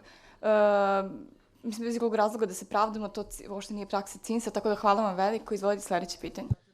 Ivan Simić, Advokatska komora Beograda. Kada smo već kod izbora, molio bih vas da u buduće, ukoliko imate za panelistu nekoga iz redova advokata, to bude neko ko je ovlašćeni predstavnik Advokatske komore Beograda ili Srbije. To bi vas, da. Također vam se zahvaljujem što ste eskalirali ovako jedno jako važno i jako bitno pitanje. Smatram da ne treba ovde da ulazimo u bilo kakve diskusije i nepotrebne ratove. Također sam se kao advokat više puta interesovao da li se poštuju liste, da li se ne poštuju. Moram da naglasim da sam bio uvek vrlo lepo primljen, kako u drugom sudu, tako i u višem sudu. Predočeni su mi spiskovi, a konkretno u trećem tužilaštvu gde sam takođe jako lepo bio primljen, predočen mi je spisak na kome je bilo naznačeno da sam imenovan za advokata po službenoj dužnosti. A to nisam bio, već je bio imenovan kolega Željko Simić. I mi smo, da kažem, tu nepravilnost vrlo brzo i vrlo lako ispravili. I ja sam, da kažem, taj moj red nije izgubljen. I imenovan sam u nekom predmetu za branioca, odnosno punomoćnika nekog oštećenog. Tako da, čitav ovaj panel treba da ima za cilj da se dijalog između Advokatske komore Beograda i Višeg suda i Drugog osnovnog suda i Trećeg tužilaštva i Prvog i Drugog unapredi i da se dođe do nekih optimalnih rešenja.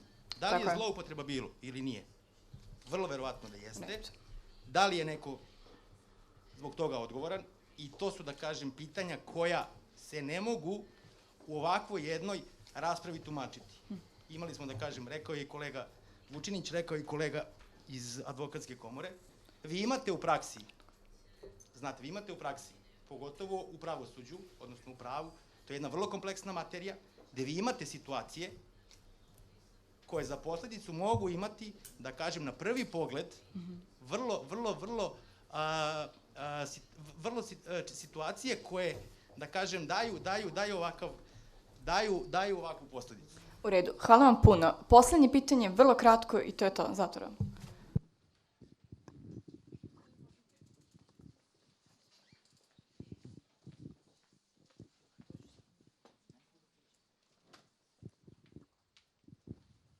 Dobar dan svima, Zoran Grilović iz Biroa za društveno istraživanje. Pitanje za predstavnike suda jeste pod 1.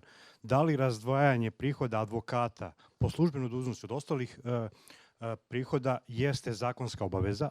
Ako je to zakonska obaveza, onda se krši zakon. Druga stvar, ja vas molim da ne pravimo nikakvu, u 21. veku, nikakvu misteriju nekih softvera. Postoji čudo tehnike koja se zove Excel, u kojoj je moguće unositi podatke i prosto na kraju godine sabrati, vidjeti koliko je koji advokat primio po kojoj vrsti osnova novac. Toliko, hvala.